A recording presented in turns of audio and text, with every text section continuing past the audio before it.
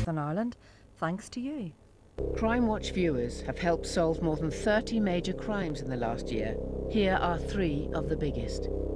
The suburban businessman who groomed a teenager for sex, then hired henchmen to stop her telling the truth. The animal liberation fanatics who dug up a body to get their way. And the prison officer rapist in line for the governor's job.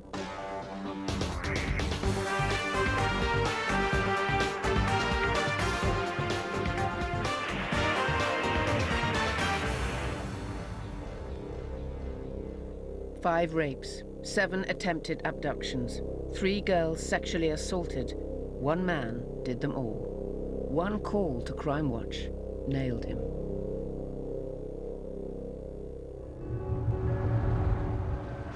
Excuse me, can you give me directions to Flanshaw Hotel? If you get in and show me... You were all right as long as you complied with what you wanted to do, as long as he could dominate you. It's okay. Just get in the car, will you? But as soon as you resisted, then he would use violence against you. He asked me to pull my trousers down and lift my top up and everything, and then he started touching me. He said, if you don't listen to me, then I will hurt you and I'll kill you. Still now, it's still upsetting to know it's your daughter. You know, somebody's got her and done what he's done to her. She was 4'6" at the time. I've never really hated anybody, but I do hate this man. It began on New Year's Eve 2004 when I received a call that a young 12-year-old girl had been abducted from the Batley Road area of Wakefield. It became apparent that we had certainly 3 linked offences. From the descriptions that the young girls were able to give us, and we were able to piece together a profile of what we thought our suspect looked like. From the girls' descriptions, the police made an e-fit of a white male between 25 and 35. He was said to have a fat head, 1 gold and 1 missing tooth. He often posed as a policeman and drove a silver car. That still left nearly 250,000 potential suspects. With so little to go on, West Yorkshire Police called on Crimewatch in April last year. Is he right speaking? Yeah, he's not in the office. When our appeal went out in Crimewatch, we had 175 calls, which was a fantastic response. Can she describe the vehicle that was involved? Amongst those 175 names were probably 25 people who were actually serving police officers, prison officers, security guards. The key element to a lot of the offences was Batley Road, which runs from Wakefield Prison out of Wakefield. And out of the dozen or so prison officers on my list, I'd interviewed 5 until I came up to John Hall's name. I told him what it was about and said, look, it's routine, but we're basically having to speak to people who've come into our inquiry. He said, well, I've got an interview this afternoon. It's a governor's interview, so I'm available this morning. John David Hall lived just 3 miles from Wakefield Prison. Every day he used the Batley Road to get to work. He agreed to be interviewed at his house. He invited me in and led the way into a dining room. So I sat myself down at the table and got my papers out, and straight away he sat himself at the head of the table and looked very imposing. He said, how have I come into this inquiry? And I explained that, well, the fact that you're a prison officer and you live in the location, the offenders who had access to a uniform.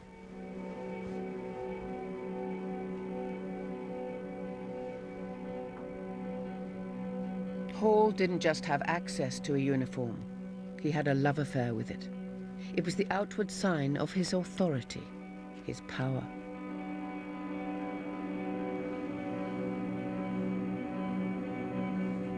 His father had been a respected prison governor, and Hall followed him into the prison service when he was 20. He was ambitious and rose to become principal officer of Wakefield Prison. He was responsible for designing prison security systems for a jail housing child killers Robert Black, Roy Whiting, and Ian Huntley. He had this huge head, fat head. Asked him about his teeth. He says he's got a gold tooth, showed me it. And if he'd got a tooth missing, and he pulled the top plate down, one of his front upper teeth was missing. So I'm thinking, yeah, this is going well.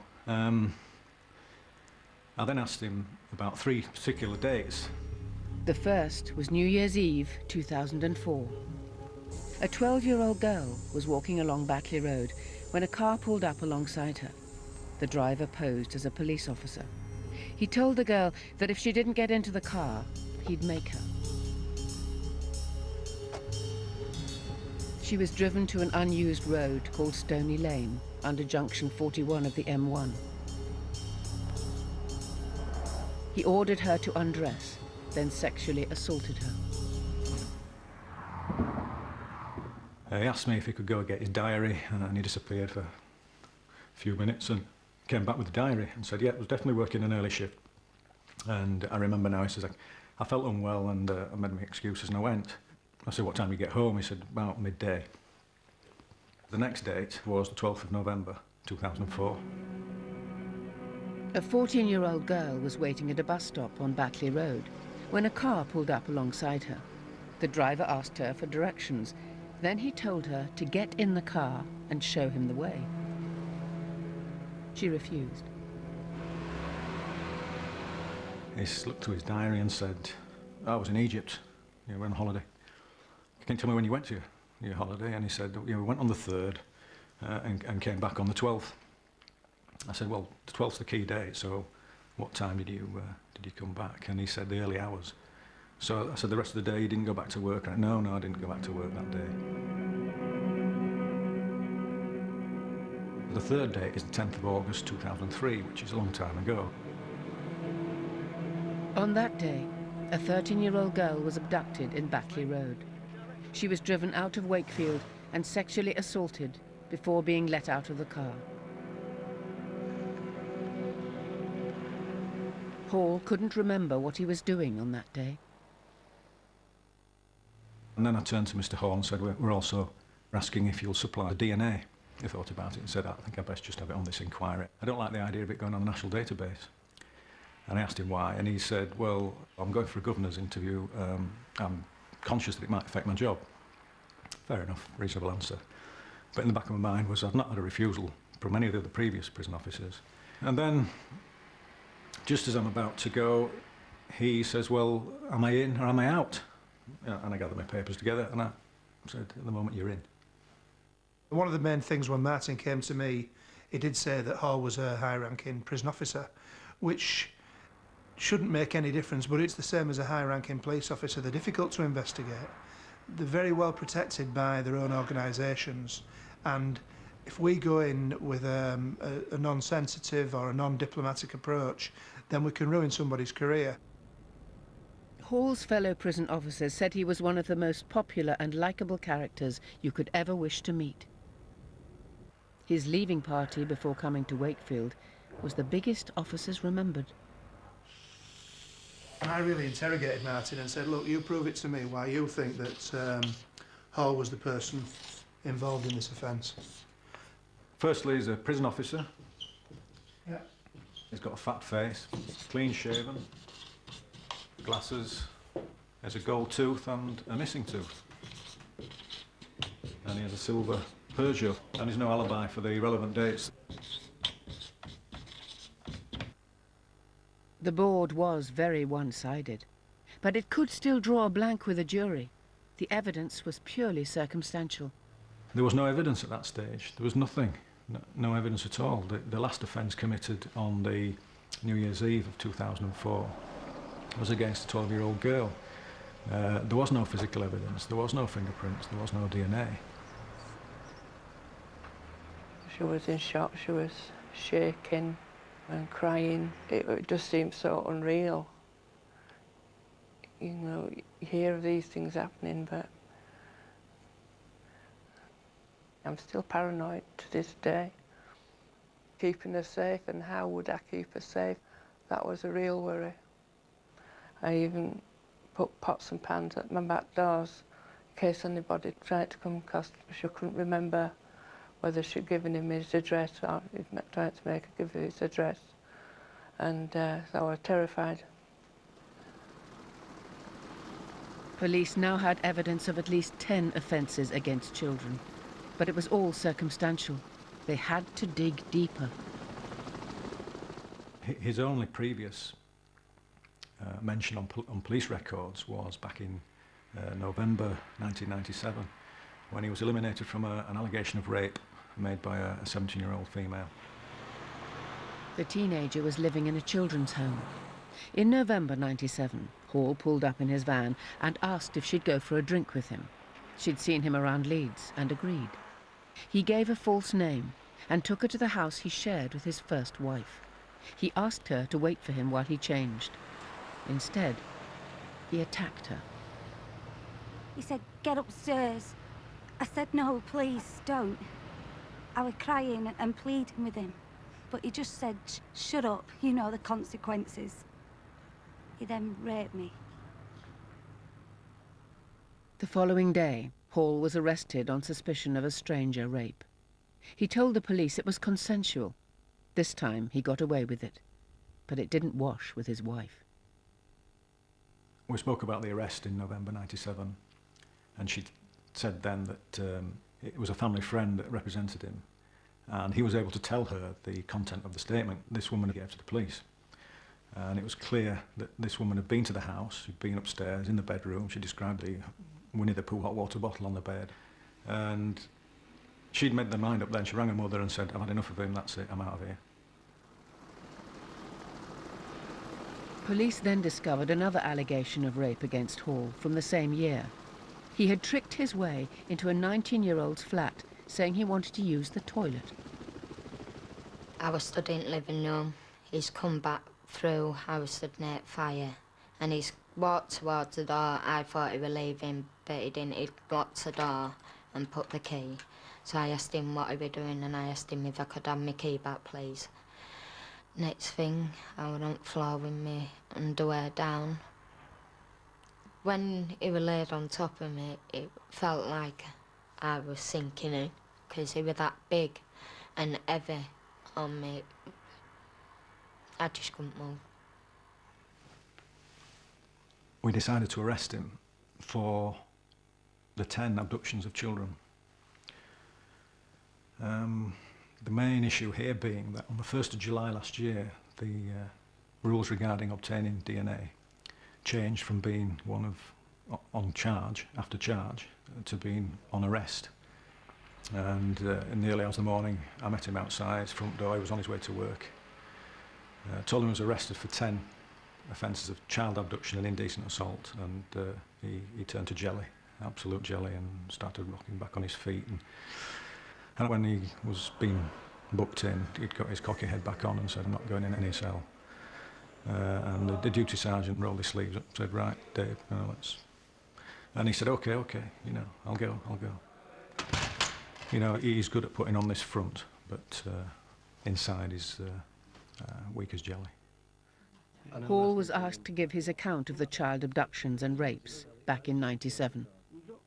Forgive me flippancy a little bit, but I'm getting, I've told you all I know. I've told you, I've tried to help you, and you're asking me again the passage of time about these incidents, and I've told you all I know. And what I told you about that incident was that I had sex with a girl in Belle Isle, not forced, completely consensual.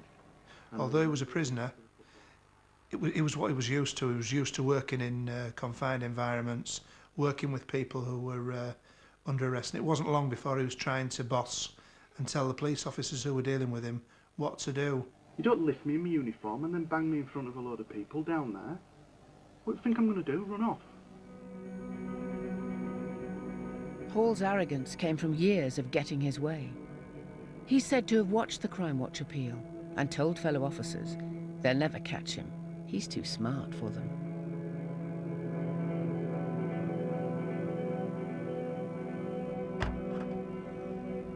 When police seized Hall's car, they found a boot full of hardcore pornography. Sexual images of children as young as 4 were found on his home computer. Hall had tried to delete these after seeing the Crimewatch appeal. Hall denied everything, and the young girls he'd abducted from Batley Road failed to pick him out on a video identity screen. Fucked completely with it. Can't carry on with it anymore, any of this bollocks. I've told you everything. But the DNA sample taken on Hall's arrest was entered onto the national database, and this gave police their first real breakthrough. It matched a rapist from 7 years earlier. The victim, a Leeds prostitute. I asked him for money before we had sex, and he just gave me one almighty crack in the jaw.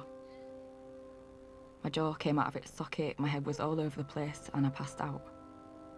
He was a massive bloke and his hands were like shovels. My jaw was broken in 2 places and they had to rewire it. It was horrible.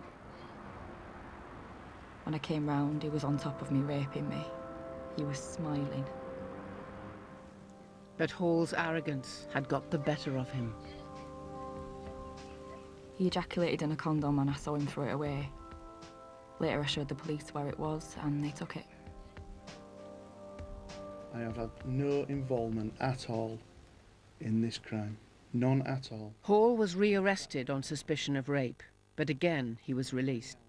His father put up the £100,000 bail. With all due respect, I've just no further comment. John David Hall portrays himself as being a respectable family man, a man with a career, a man with a future that everybody likes. We found the other side of John David Hall. We found this sexual predator, this paedophile, a guy who will stop at nothing to satisfy his own sexual appetites. He didn't bother to worry about the young women that he raped. He didn't bother to worry about the young girls' lives he's ruined. It's every mother's worst nightmare. I can't help thinking of how she must have felt in that car. And that death, that just doesn't go away.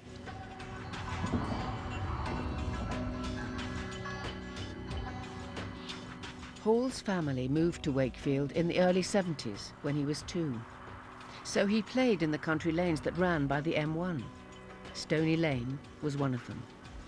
Hall had courted his first wife here. And it was here, 15 years later, that he assaulted a 12-year-old girl.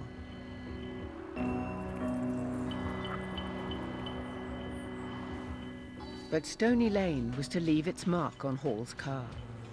Remember, police had started with 250,000 silver cars, but Hall's Peugeot 307 was unique. Soil samples from around the wheels were compared with those from the scene. They matched.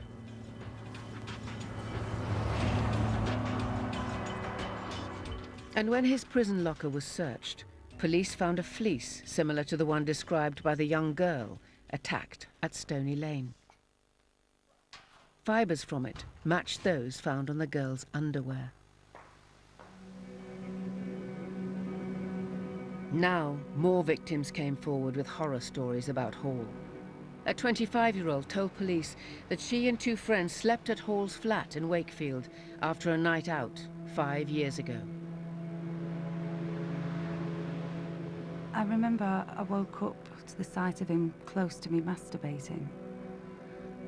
I told him that he'd got the wrong idea, and as I tried to get off the floor, he grabbed hold of my ponytail and tried to force me to have oral sex. I was resisting, and he couldn't get an erection, and that made him more aggressive. He started hitting me really hard with his fist.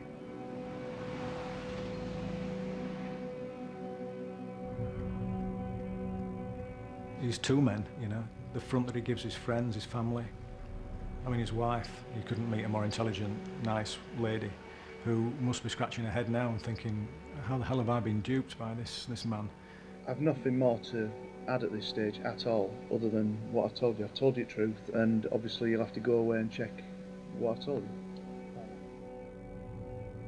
Behind this facade lies this pervert who's into anything to do with women from all ages, and is what you would call a predatory paedophile, as well as a rapist. We never did out any of us girls. We never expected it. And we thought it was someone we could trust with him being a prison officer. In November last year, Hall was arrested for a 5th time. This time, he was refused bail and charged with 5 rapes and 1 attempted rape. He stood trial in March, still trying to get his own way. Right through every interview I've ever had in this police station or any other, I completely and utterly refute what you're saying to me. Completely and utterly. He pleaded not guilty. All the women had to go into the witness box to relive what he'd done to them. I turned round to the officers and said I can't do it, but then I finally got courage up to sit down and look at him and put the blame back onto him. The jury found him guilty. At his second trial for the kidnaps and assaults on the young girls, Hall pleaded guilty. The judge told him, "You're a grave and continuing danger to women and girls and will be for an indefinite time. Although not a matter for me, you might never see the light of day again." Hall got 12 life sentences.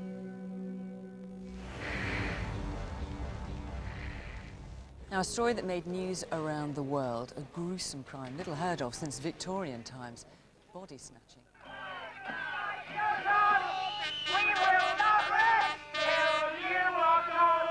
I said, "Have you got a problem?" And they said, "Yes, we're coming to kill you."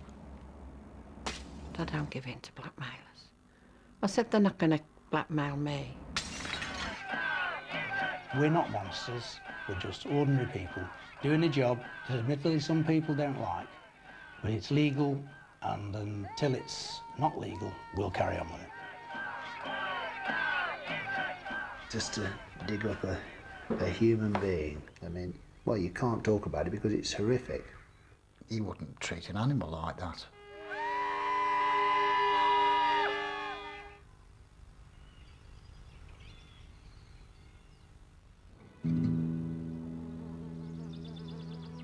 This is Newchurch in Staffordshire, known as Happy Valley. It's a gently winding vale along the county's eastern border. It's also home to Darley Oaks Farm.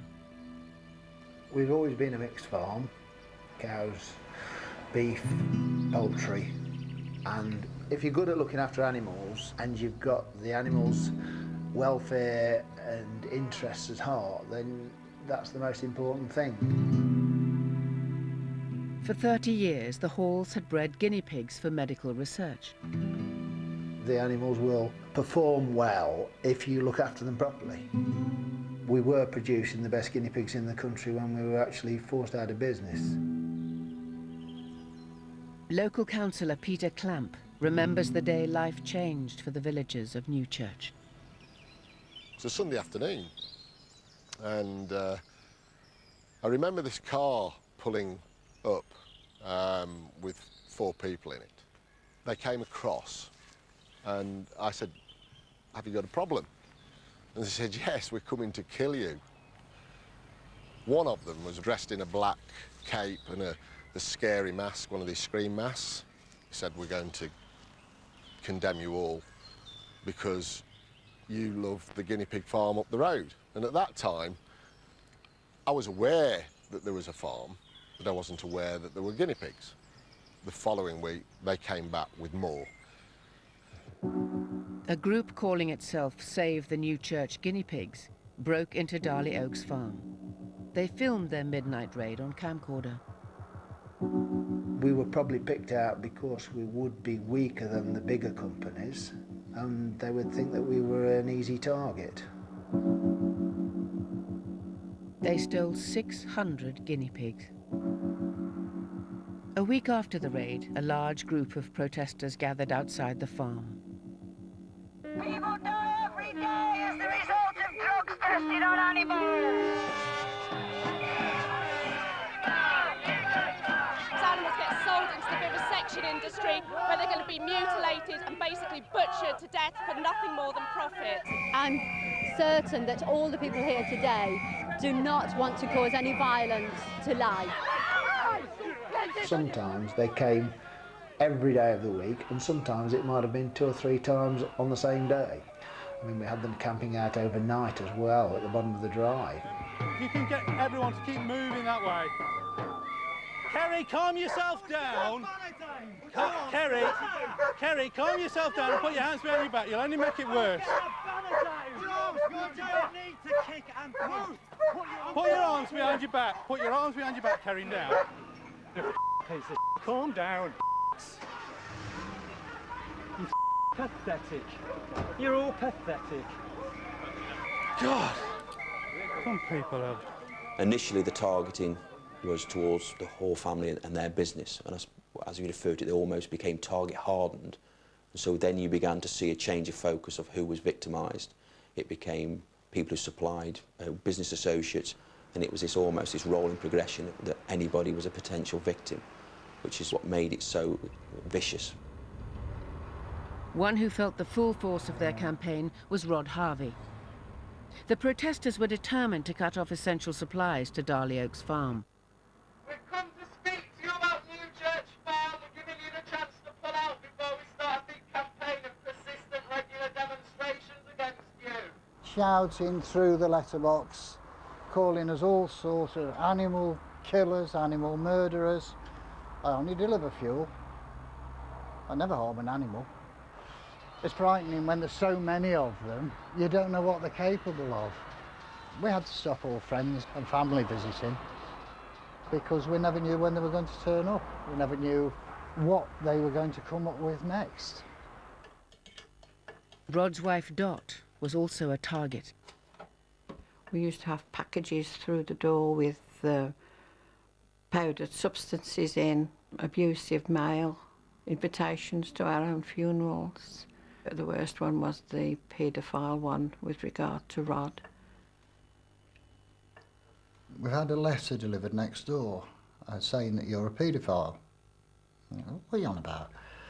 You're a convicted paedophile who preys on children that your wife procures while she runs and looks after the county youth darts. The police then, and I've got to give them every credit, issued a firm denial straight away. Absolute disgrace! You are filth and will be back again and again and again. There has been attempts to try to almost wrap what's been taking place in this cloak of morality, to give it some sort of noble cause. But when you actually look at what was taking place, any sense of morality had been lost. You felt so sorry for these people being dragged in just because these people were so channeled into closing me down.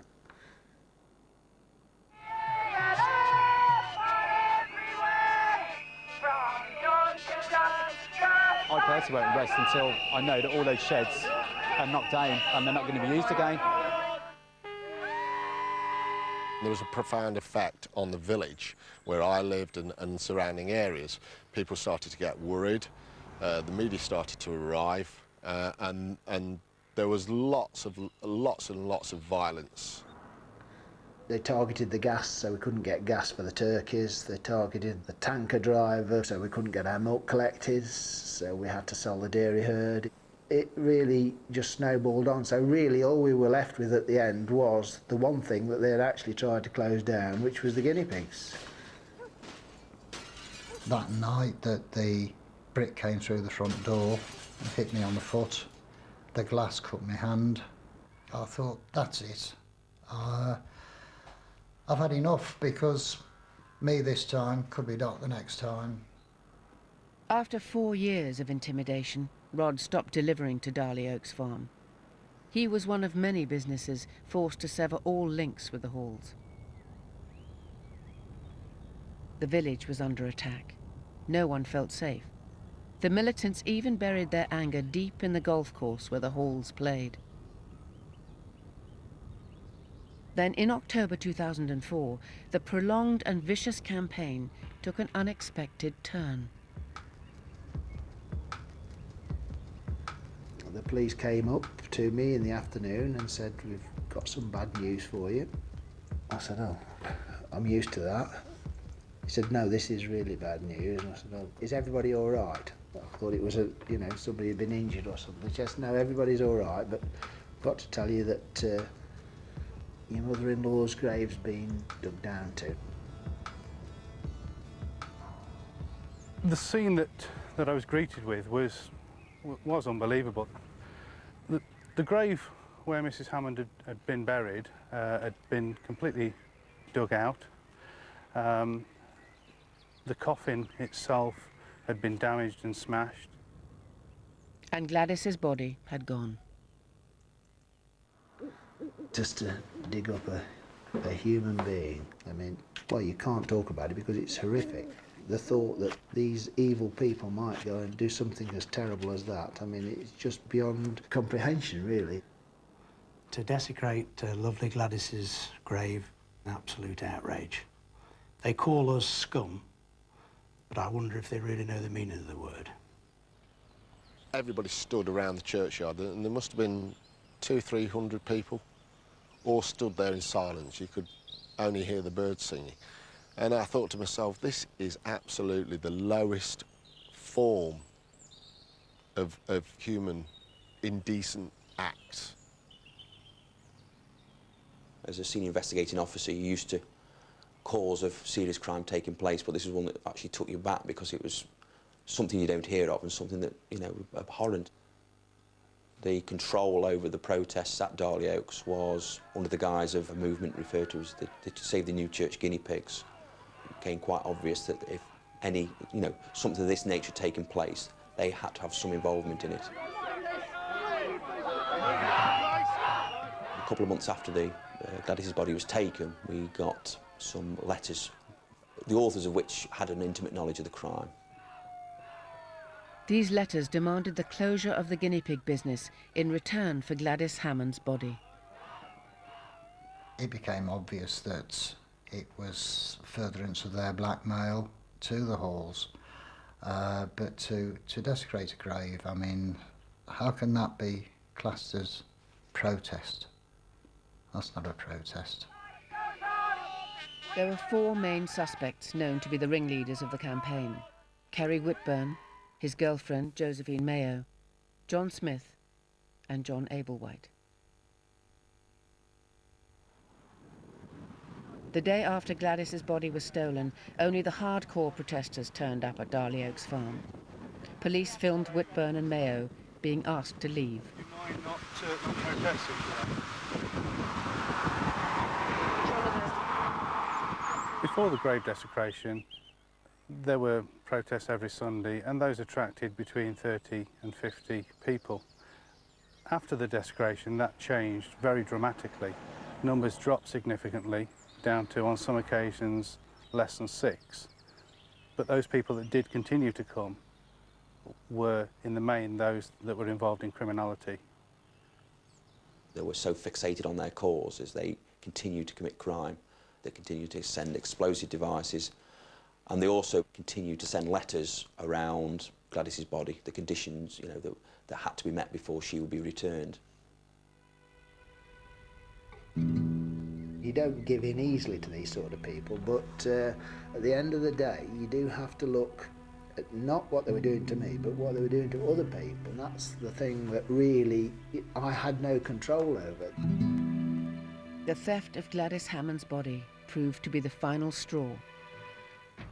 Farm breeding guinea pigs for medical research is forced to close by animal rights extremists. The family that run the farm in Staffordshire say they've had enough after 6 years of intimidation, including the theft of a grandmother's remains. Everyone's absolutely ecstatic that this place will be closing at the end of the year and that no more guinea pigs will be suffering inside the sheds. The militants got what they wanted, but the Halls still didn't get Gladys back. Now, a story that made news around the world, a gruesome crime. In March, 6 months after Gladys's body had been stolen, the police made an appeal on Crimewatch. You've got new information tonight. Tell us about it. Yes, we've received some letters recently which, in style and content, are similar to previous letters we've received from animal rights extremists. However, what's extremely interesting about these letters is that the author seems to have an intimate knowledge of the crime, also claims to know the whereabouts of Gladys. There was a number of objectives that we wanted to achieve through the Crimewatch appeal. First one was to make a public acknowledgement that we'd had the letters, and also of interest our main suspects, what their reaction would be. Straight after the programme, Ablewhite, Smith and Whitburn drove to Brackenhurst Woods, a short distance from Newchurch, where Gladys Hammond had been buried. Their car was searched. What they had on them was a collapsible spade, balaclava, a change of clothing, and a number of mobile phones that were linked to subsequent criminality. The 3 men were arrested. After being interviewed, they were released on bail. The police then got another set of letters. What it was endeavouring to do to verify that they actually had Gladys's body, that they placed 1/6 of her in a plastic container somewhere within Brackenhurst Woods, and that they would provide GPS coordinates. These map references never came. Nearly 100 officers searched the 90-acre wood. The body wasn't found.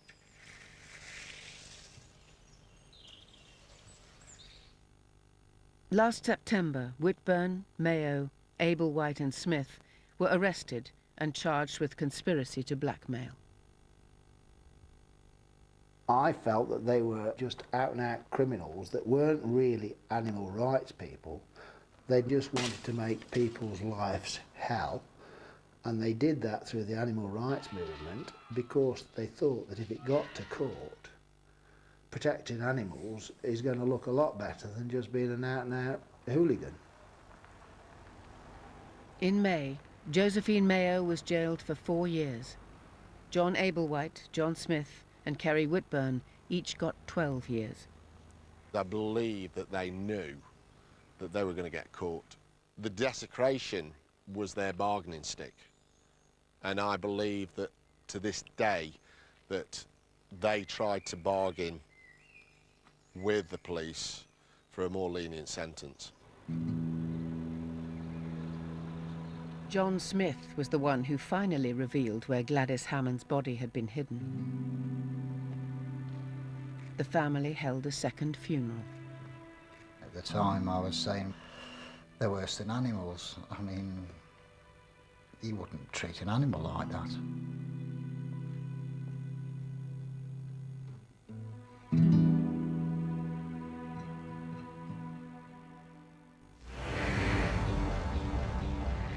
Well, dear Andy Price, what an ordeal this mother and her 14-year-old daughter have gone through. They've given up everything they know. They've left everything behind. Hello, Mrs. Johnson. We're Worcester CID. They talked about injecting my daughter with heroin. They told me that we'd be killed. A 14-year-old schoolgirl was befriended by a man in his 40s, and that came about by asking some of her friends if they knew anybody who would have sex with him. I just really wanted to get them, like, done for this, and I think that's what made me get really angry. This is the worst case of attempting to pervert the course of justice I've ever dealt with. The level of violence used was unbelievable.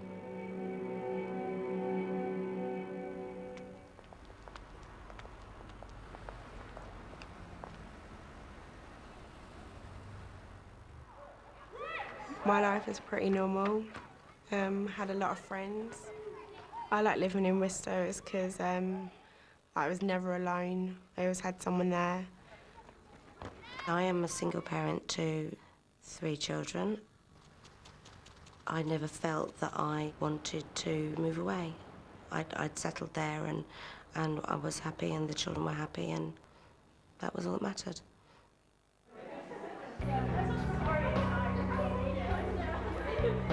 My friend said, "Would you like to earn some money?" And I was like, yeah. And then she explained that it was to sleep with a 40-year-old man. I said no. But then one day, I got a text off a number I didn't recognise, and it said, "Hello, Ducky." So I texted back saying, "Who's this?" And he said, "Andy." He kept texting me. It was over quite a few weeks. Then he introduced, like, the money. Andy offered to take her to the seaside at Blackpool and promised to give her £100 if she agreed to have sex with him. We arranged to meet, and he rang up the school pretending to be my dad, saying that he wanted to let me out of school and that. He took me to my house. He seemed like a really nice person. And I went upstairs and I got changed out of my school uniform, and then he came upstairs and I had the door closed and he pushed the door open. So then I just ran into the bathroom and got changed there.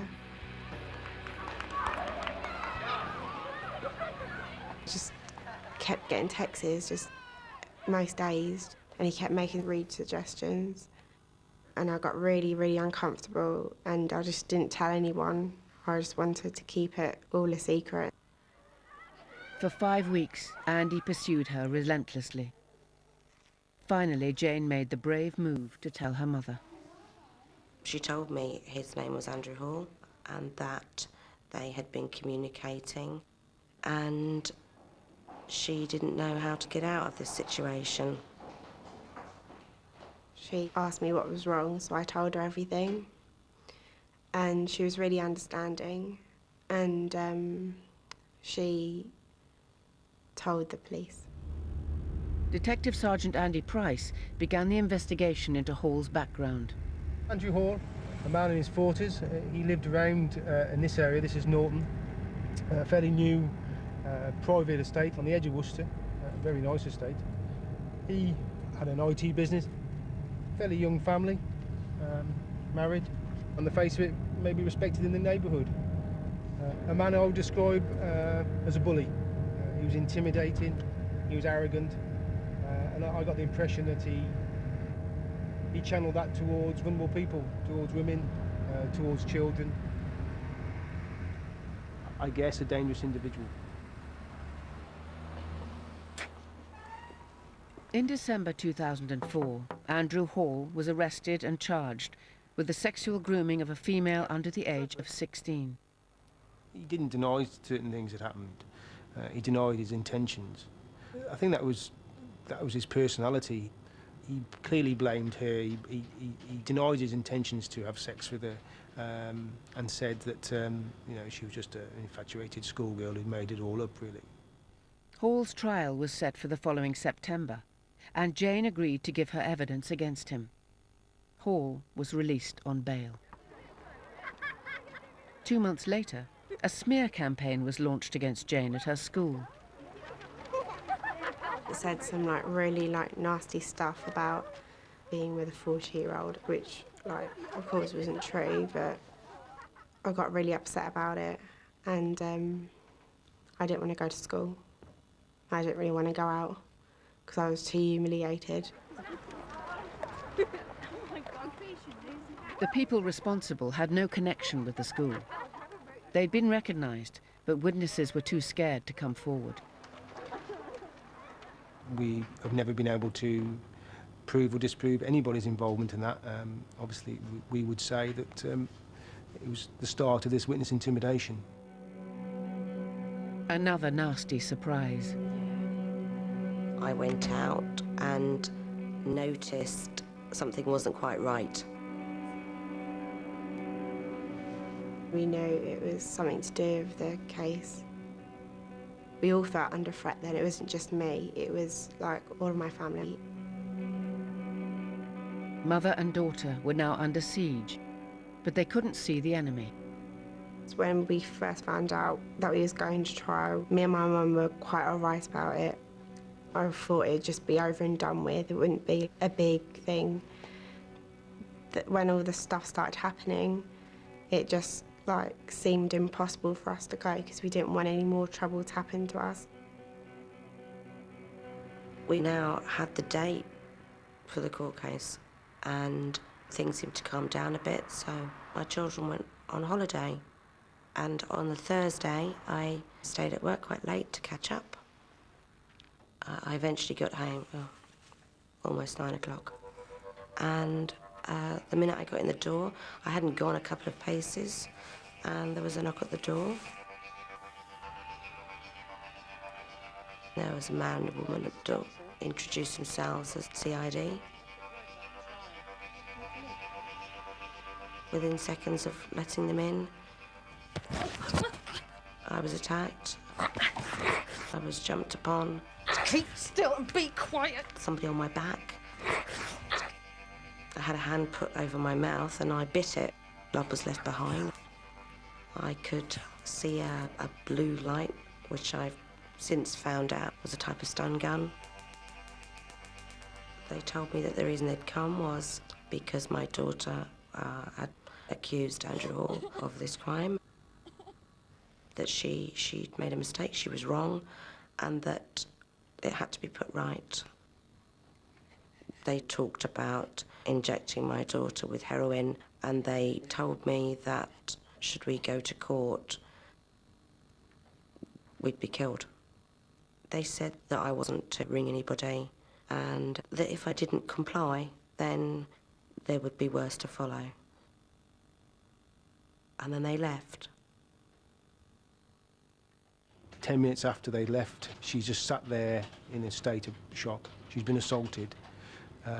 The phone rings, a mobile phone rings, and a third person reiterates those threats. In fact, that person says, they're the nice guys, make sure you're not there. That was Andrew Hall. I went out halfway up my path, and my car was 10 feet away, but I couldn't get in my car. I was too frightened. But I knew I had to get out of my house, and after about an hour and a half, I went out to my back garden and lifted a large fence panel, crawled underneath it, and ran to my neighbour's house. The next day, her husband took me back into my house, where I gathered as many things as I could fit into my car, and I left. And I've never been back. It took 4 days for Jane's mother to build up the courage to call the police. He said, did I think I'd recognise these people? She could do better than that. After the car incident, she'd rigged up her own CCTV. And I said, I've brought the video with me. And here were the attackers for 5 million viewers to see. And I said, I've also got the clothing that I was wearing that has got the blood on it. Jane's mother had bitten her attacker, and blood sprayed onto her blouse. A DNA profile was made, but no match was found on the national database.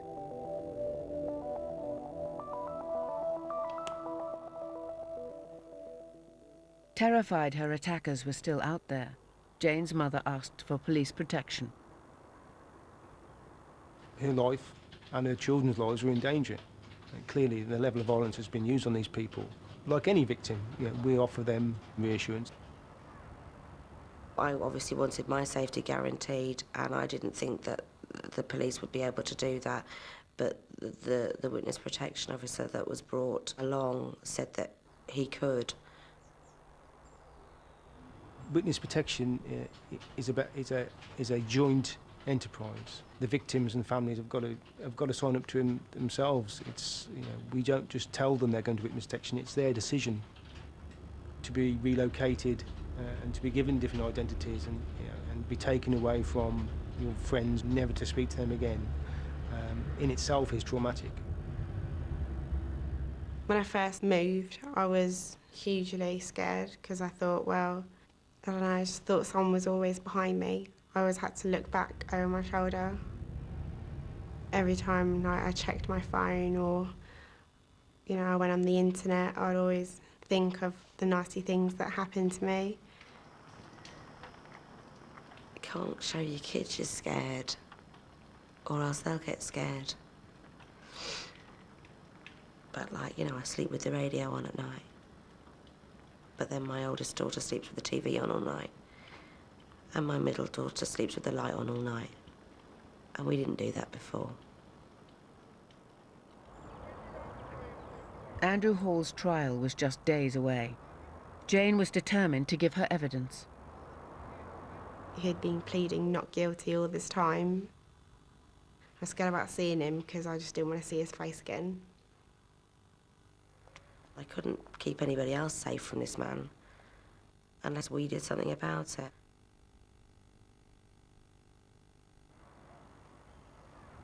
"9 months after Andrew Hall's arrest, he got his day in court.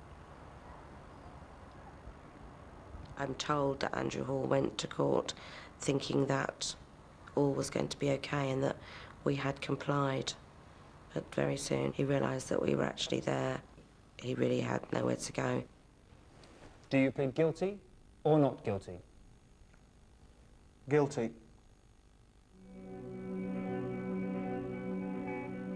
He was jailed on the grooming charge for 15 months.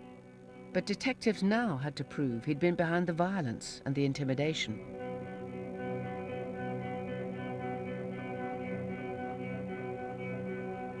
We have a situation here where we've got CCTV evidence, we've got both offenders clearly on CCTV, we've got a full DNA profile of the woman, and it's becoming very frustrating. We've got a family in witness protection, so we've got to quickly identify and arrest these people, hence Crimewatch. We've got fantastic CCTV of this pair. We've got a really, really good look at them, haven't we? Absolutely. And I'm convinced that somebody will recognise those people. I just need one of the viewers to tell me who it is. It took just 2 hours. A viewer recognised the man seen entering the house. His name was Joseph Samuel. Joseph Samuel, a lad in his 20s, been convicted on a number of previous occasions for violence and dishonesty. What was his motivation? We believe money. We believe Andrew Hall paid him to do it. Police then examined Samuel's telephone calls on the days of the intimidation attacks. It led them back to Andrew Hall and to the unidentified woman on the CCTV. She turned out to be Andrew Hall's sister, Alison. She was arrested and her DNA was taken. It matched the blood samples from Jane's mother's blouse. Why she did it, I don't know. Was she in fear of her brother? Misguided loyalty? Unless she tells us, we will never know. All three pleaded guilty to conspiracy to pervert the course of justice. For their horrifying attacks on the family, Alison Hall was given 4 years and Joseph Samuel 5. Andrew Hall was jailed for 7.5 years. I think he's just a disgrace. He should feel so ashamed of himself. He's got a family to think of as well, so he should know how, like, little children feel. In a weird way, I feel a bit sorry for him because he's got nothing better to do than just text teenagers. I think the conviction of Andrew Hall, Alison Hall and Joseph Samuel will go a long way to giving them some reassurance to know that they are in custody. But whatever sentence these people have been given, our victim and family have got a life sentence. If people are in that situation where they're not sure whether to go forward within the witness protection scheme, I would say, without doubt, go with it. You will then have some closure and you won't spend your life looking over your shoulder waiting for them or their friends to come looking for you. There are a lot of good things, actually. I've benefited quite a lot out of it. Met new people. I found my boyfriend. I may have a dancing career because of living here. I'm a lot more closer to my family. We've just formed a better bond now that we're all together and we know, like, we're just there for each other. Crimewatch is back, live, with more cases that need your help on Tuesday the 12th of September.